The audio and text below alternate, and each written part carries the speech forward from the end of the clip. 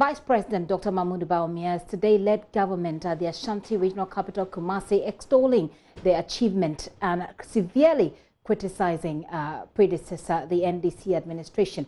At a town hall meeting, he pegged delivery of the NPP's 2016 manifesto promises at 78%. The Vice President highlighted the NPP's performance in the area of economy, the fight against corruption, education, health, agriculture, security, among others. He minced no words when he declared the NPP a better manager of the economy than the NDC. No government has done this. So let us look at the promises that we have delivered. And there are quite a lot. As I said, we have 388 promises. If you look at the agri sector, we said we will ensure that farming inputs are available in the farming communities at affordable prices, and we have delivered. We promised to support private seed growers to increase supply of improved seeds to farmers. We've delivered. We promised to reintroduce compensation payments under cocoa disease control payments program. We've delivered. We promised to expand local processing of cocoa. We've delivered. Promote capital ranching and facilitate land acquisition for its development. We've delivered. Provide patrol boats to stop foreign fishing vessels. We have delivered.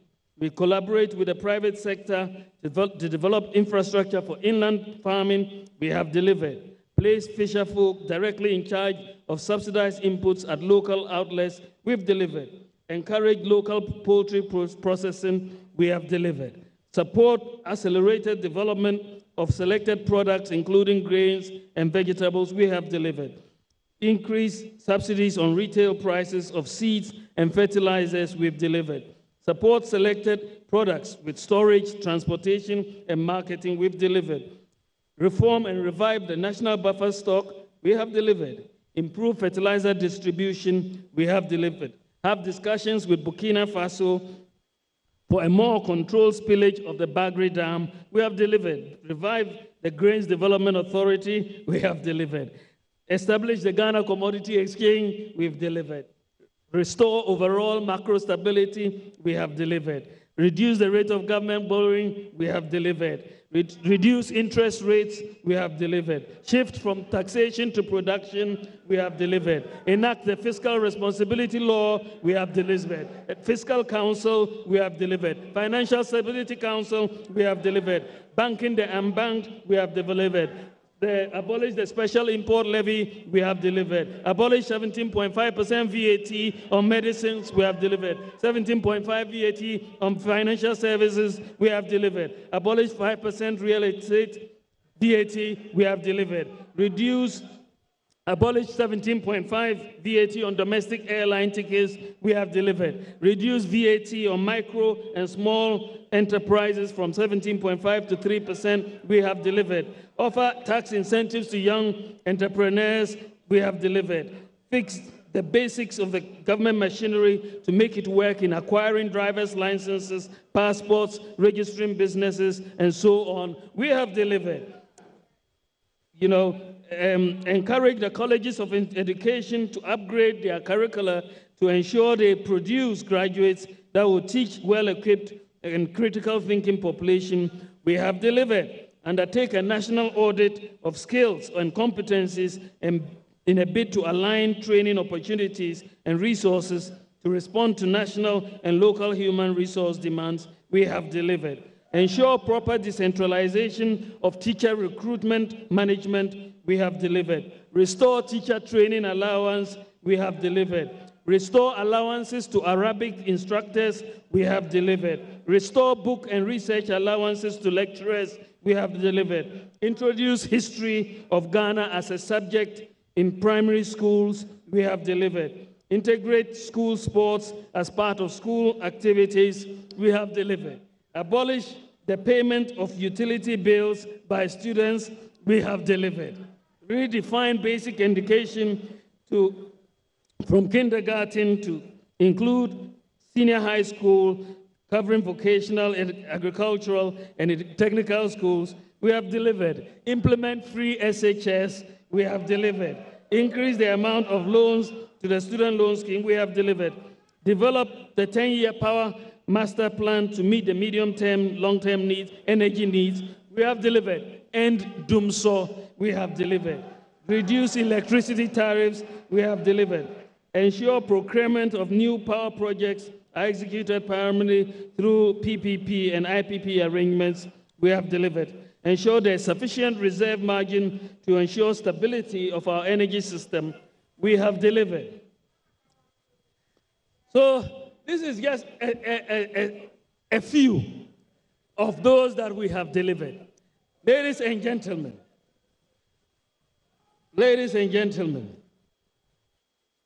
if you put all of this together, and we're making the data available, because it is, of all the three, in all, as I said, we made 388 promises in our manifesto.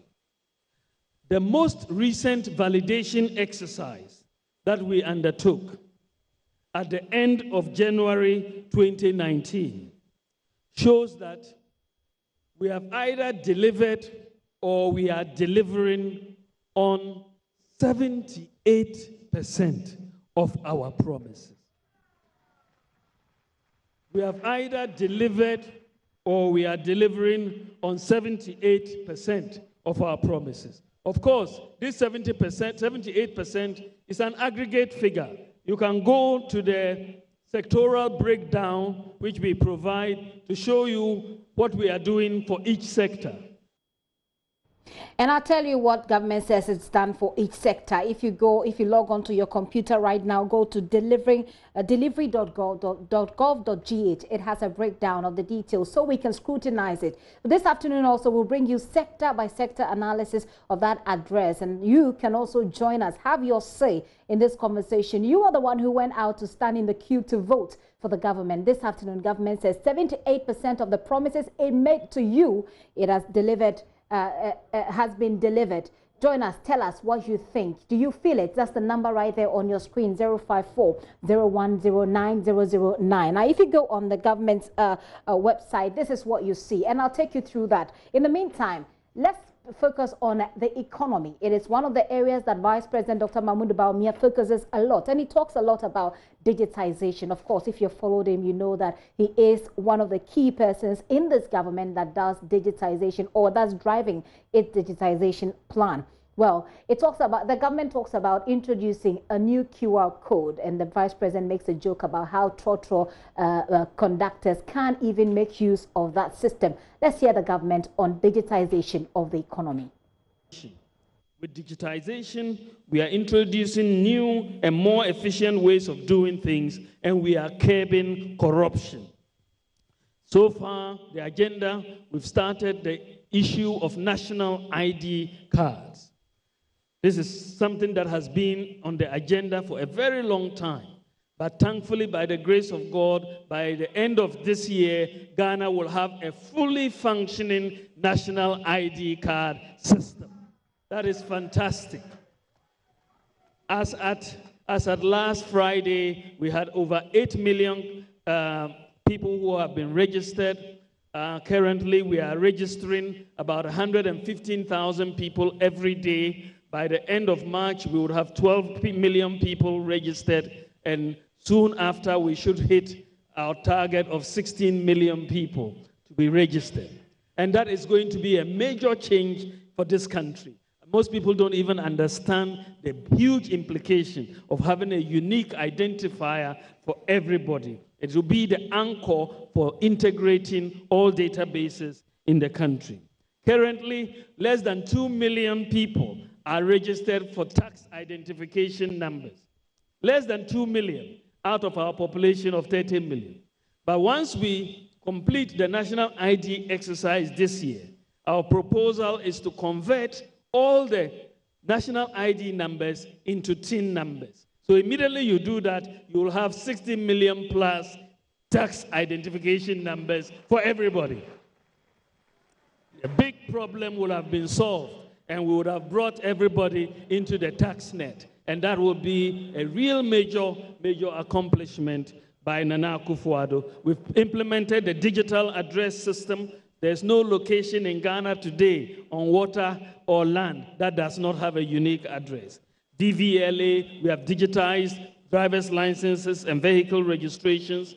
We've digitized the passport office. So today, getting a passport is very easy. If you go online, we've made the ports paperless. You can renew your NHIS on your mobile phone. Mobile money interoperability has been brought, and you have interoperability between bank accounts and mobile wallets and within different companies. By the way, mobile money interoperability that we have introduced in Ghana is the first of its kind in Africa. The first of its kind. There's no country in Africa that has this type of mobile money interoperability. And places like Kenya only have interoperability between the telcos. No country has been able to achieve interoperability between the mobile wallets, the telcos, and the bank accounts. We are the only country that has been able to do that.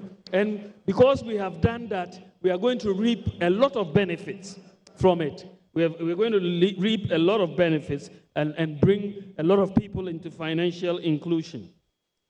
Thanks to the Bank of Ghana, next month, in March, Ghana will launch what we call the Universal QR Code payment system next month, which will make it possible for all retailers, including the people who sell Kofi Brookman and Wache on the street. All retailers will be able to have the capacity to receive payments from their customers directly on their mobile phone. Directly, without a point of sale device being necessary. This is a major transformation. All retailers, you'll be able to receive even Trotro, if you want to pay by your mobile wallet, they will receive it. They will have their own QR code, right? Maybe Trotro owners will be very happy because maybe they don't get the full account.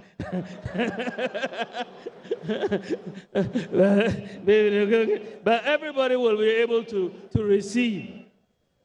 So watch sellers, and so you don't have to keep a lot of cash if you are selling things, so that armed robbers will come and get your cash. If we all start paying using our Momo or bank card, we'll just pay it through the mobile phone and the matter will be finished. Your money will be in your bank account. We are introducing this. The first country in Africa to introduce a universal QR code is Ghana, and we are introducing it next month. Vice President Dr. Mahmoud Bawumia there. I still have a lot of the things that he said, and we're breaking it down for you so you can follow, and then you can tell us whether or not you believe that the government has delivered on its promises, as it says. Now, we're still talking about the economy. The cedi's performance against major international currencies is one of the key conversations as far as the economy is concerned. Businesses have sometimes complained. People who pay or do transactions in dollars or in pounds have complained about the rising amounts they've had to exchange to get dollars or to get pounds. But this afternoon, Vice President Dr. Bawumia has a justification, for which reason he says this government has managed the economy better. He says that if you look at the depreciation, the rate of depreciation, this government has done way better than the NDC. Here is how he puts it. The exchange rate is simply the price of one currency relative to other currencies. So the cedi to the dollar. At the basic level, it is influenced by factors such as the relative demand and supply for foreign currency. It is a price, just like the price of any good or service. How much of one currency does one need to give up to get the unit of another currency? And generally, it reflects the purchasing power of one currency relative to another. Countries have a choice between two basic types of exchange rate regimes. You can have a fixed exchange rate regime, which is one which is administratively fixed by the government or the monetary authority, with fiscal and monetary policy deployed to maintain the fixed exchange rate regime. So the CFA countries for example, operate a fixed exchange rate regime. In practice, countries will devalue or revalue their currencies in line with their fundamentals. The other type of exchange rate regime is the floating exchange rate regime, where the exchange rate is determined by the forces of demand and supply. Ghana operates a floating regime or a managed floating regime, and for that reason, in Ghana, we can or should never expect that the exchange rate will be fixed. We are not operating a fixed exchange rate regime in Ghana. It will fluctuate depending on the demand and supply. What policymakers can do is to try to control the rate of depreciation or appreciation of the currency through sound policies. In the context of a floating exchange rate regime, therefore, arresting the depreciation of a currency can only mean slowing down the rate of depreciation or stopping the rapid and volatile depreciation of the currency. That is what arresting depreciation means in the context of a floating exchange rate regime. In general, there is a direct relationship between higher inflation, especially non-food inflation, and the exchange rate appreciation or depreciation. And if you look at the table that is here, it tells you fundamentally what determines an exchange rate in an economy is largely driven by inflation differentials. Those are fundamentals. Other factors can happen in the short run to affect the currency, but whenever you have higher inflation relative to the currency you are dealing with, you will have higher depreciation. When your inflation lowers, you will have lower depreciation. And this is what we are seeing in this graph. So, with this background, how has the cedi performed under the leadership of Nana Addo Dankwa Akufo-Addo in the last 3 years? The answer is very simple. You look at this table, which looks at the average rate of depreciation of the cedi since 1992. Between 1993 and 1996, first term of the Fourth Republic, the average rate of depreciation of the cedi was 27.95%. 97 to 2000, 25.19%. 2001 to 2004, we drastically reduced it under President Kufuor to 11.4%, and 2005 to 2008, the second term, to 6.7%. 2009 to 2012, 10.9%. Under the NDC government of 2013 to 2016, it was 18%. Under Nana Addo Dankwa Akufo-Addo, it is, for the first 3 years, 8.7%. So, you see from this table that the cedi exchange rate under the MPP from 2017 to 2019 is twice as stable as it was under the NDC from 2013 to 2016. It has depreciated by 50% less, right? We are twice as stable under the MPP. And you should know that under the NDC, our currency was basically depreciating at the speed of Usain Bolt. Now, under the MPP, we have arrested the rapid depreciation of the cedi, and we will make no apologies for that. We have arrested the rapid depreciation of the cedi. But why does the NDC, in the face of such incontrovertible evidence, why do they keep insisting that they can do a better job of managing the cedi in the face of such incontrovertible evidence? Ladies and gentlemen, it is like you have taken an exam with somebody and they score 40%, and you score 80%, and they come out to say they know the subject better than you. What a way be that? What a way be that? This year, the city is performing quite well and reflecting the fundamentals, and currently, the cedi is the best performing currency in the world against the US dollar. As we speak this year, with an appreciation of 3.4%. Ladies and gentlemen, the data shows that Ghana's macroeconomic fundamentals are strong. Indeed, the strength of Ghana's fundamentals was confirmed recently by Moody's ratings, which changed Ghana's sovereign ratings from B3 with a stable outlook to B3 with a positive outlook. This is unprecedented for an election year. For an election year to have that sort of change in the ratings outlook. Standard & Poor's also upgraded Ghana's sovereign credit rating from B- to B with a stable outlook last year. This was the first upgrade by Standard & Poor's for Ghana in 10 years. This is a strong affirmation of the positive assessment by international financial markets of Ghana's economic fundamentals.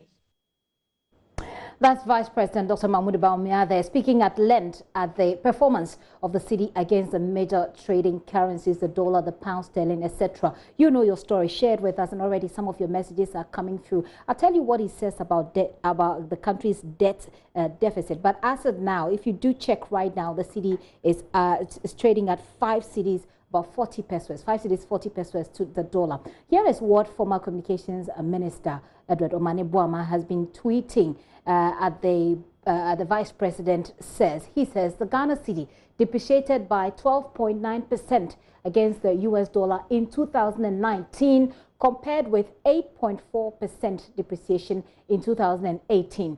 Against the British pound and euro, the Ghana cedi cumulatively depreciated by 15.7% and 11.2% respectively. And he attributes what he's saying to an MPC report. And so he tweets at Dr. Bawumia and says, Dr. Bawumia, what do you say? Did you know this? So that's it about the cedi depreciation and what the two representatives of the two governments that we've had in the recent past have to say about it. I'll tell you what the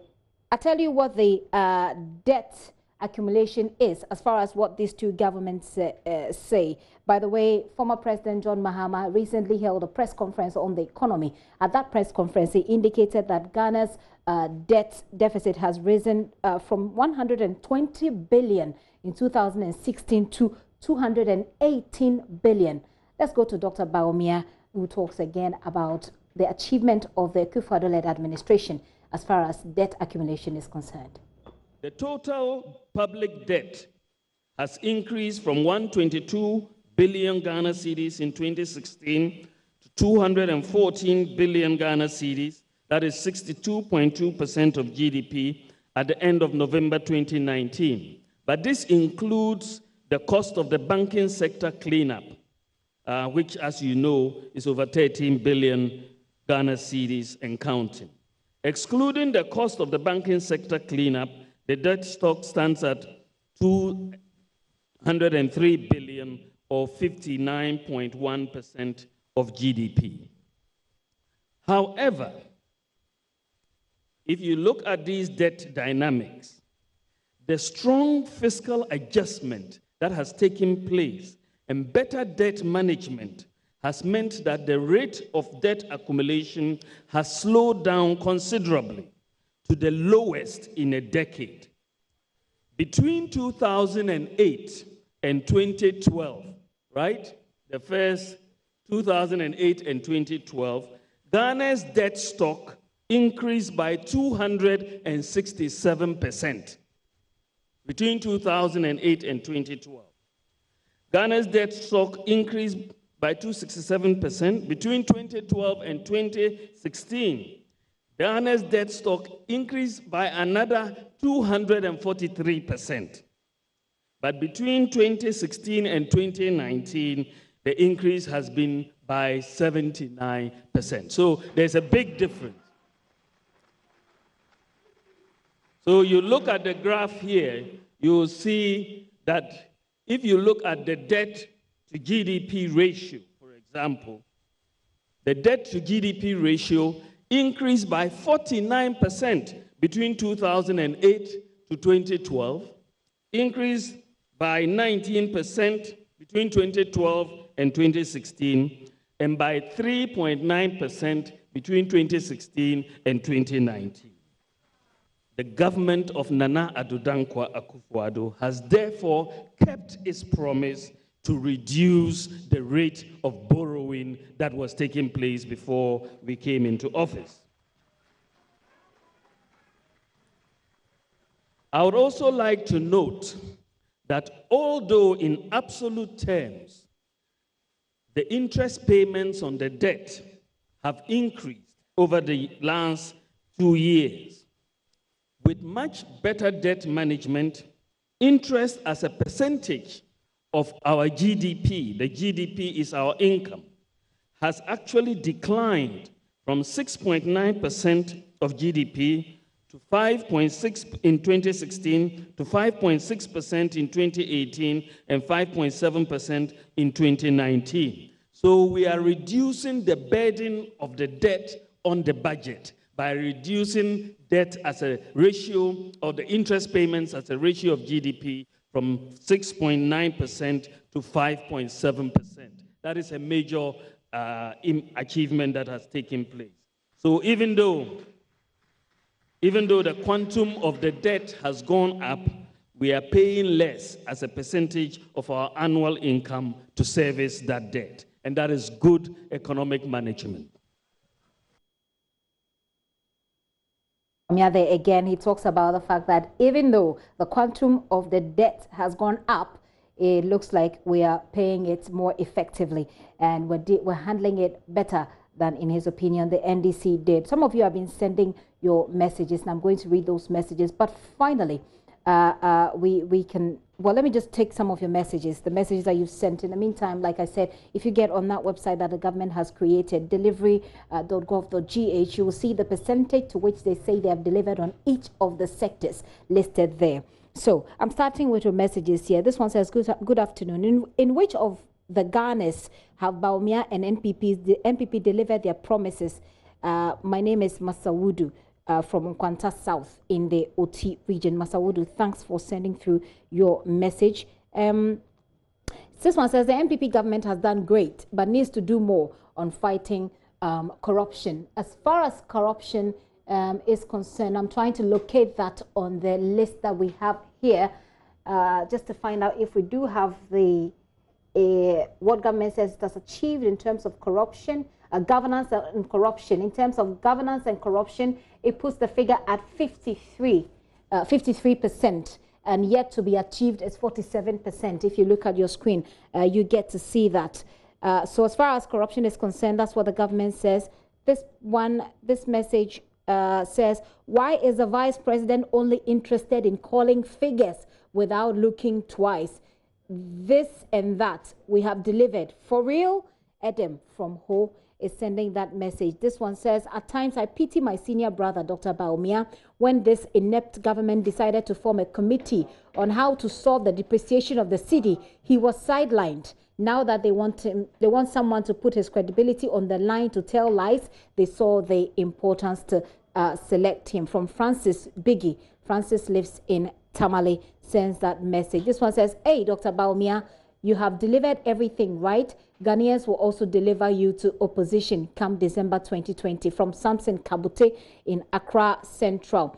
This one says, good evening, Ghana. To look at this competent government, they need 4 more years in addition. 1 year of Nana in office is far better than NDC's 8 years in office, and NPP in opposition is even better than NDC 8 years in power. Ali Baba from Wale Wale, Kukua number 2, sends that message. This one says, what about education? In terms of education, let's look at the score that government gives itself in terms of education. If you look at the, again, if you look at the list you have on your screen, check 1, 2, 3, 4. The fourth line is where you have education. Government says it has delivered 94% of its promises there, right there. And so as far as government is concerned, it has only 6% more to deliver in terms of the promises it made in education. So those of you asking about education, that's what government says. I still have tons of your messages here. Now, one of the key parts of the economy has been the banking and financial sector. It is one of the sectors that has really suffered in this administration. We saw a lot of banks closed down, but government has justified that decision. Government has said that it would get worse, or it could get worse if that action it took was not taken. The NDC has criticized and actually indicated that government cannot pay the people whose finances have been locked up in that decision that government took. The NDC flag bearer John Mahama has indicated that government cannot make that payment in 2020, but President Akufo-Addo said those whose monies were stuck in the investment will be paid. Here is Vice President Dr. Bawumia again on that point, which has been made by both the President and the Finance Minister. Hear him out. They were aware of the problems in 2015 in the case of banks, and in as far back as 2012 in the case of savings and loans and microfinance companies. In fact, President Mahama in the State of the Nation address in 2016 stated as follows, and I want to quote the former president. He said, and I quote, "Mr. Speaker, over the past 5 years, there has been a proliferation of microfinance companies. These companies come under the direct supervision of the Bank of Ghana. Unfortunately, lack of effective supervision has resulted in many cases in which microfinance companies licensed by Bank of Ghana have breached the rules and created supposed pyramid schemes that have eventually come crashing down. One such case is DKM. DKM, with super high interest rates between 50 and 55% promise, is believed to have caused a loss to its clients of 77 million. Many depositors have lost their livelihood." End quote. This was the State of the Nation address in 2016. So the government were aware of the problem, and they had been aware of this problem for over 5 years for savings and loans, and since 2015 for the banks. But they had no courage to deal with the cancer at the heart of the banking system. They had no courage to deal with it. Even in opposition, I alerted the country that on the basis of available data, 8 banks were likely to collapse. I'm sure many of you remember it. I, as an opposition member, said, looking at the data, 8 banks will collapse. You need to do something about this. But they did nothing. They refused to act. Thanks to the Bank of Ghana's cleanup exercise and the government's decision to step in to provide financial support to ensure an orderly exit of the failed institutions, over 1 million depositors have had access to their deposits already, and over 7,000 jobs have been saved as a result of employees who have been taken on by the GCB or Consolidated Bank Ghana Limited or the receivers. Employees whose salaries and employee benefits had been unpaid by the defunct institutions have been paid or are being paid by receivers. Well, this afternoon, a group is joining in the list of those who ought to be paid. Men's Gold. If you recall, government gave several warnings to people not to invest with Men's Gold, but Mers Gold is actually not on the list of those that will be paid because it was not a registered financial institution. This afternoon, Mers Gold customers who were in court defending why they marched to the residence of Nam1 are asking that they be put on the list of those who will be paid as far as that announcement made by government is concerned. A final message before I take this break. This one says, is this elected man turning to a campaign manager? We need value for money. The peanut salaries which you pay us and the huge tax burden you place on us, you don't want to talk about them. He says, better do something about the inflation. You've deceived us in the past, but now we are wise. Once bitten, twice shy. Hashtag 2020 election will decide. This is coming from, well, you don't add your name, but do keep sending your messages. I know there are tons of them, but it gives us an idea what you think about this. This is still The Pulse with me, Gifty, and up here.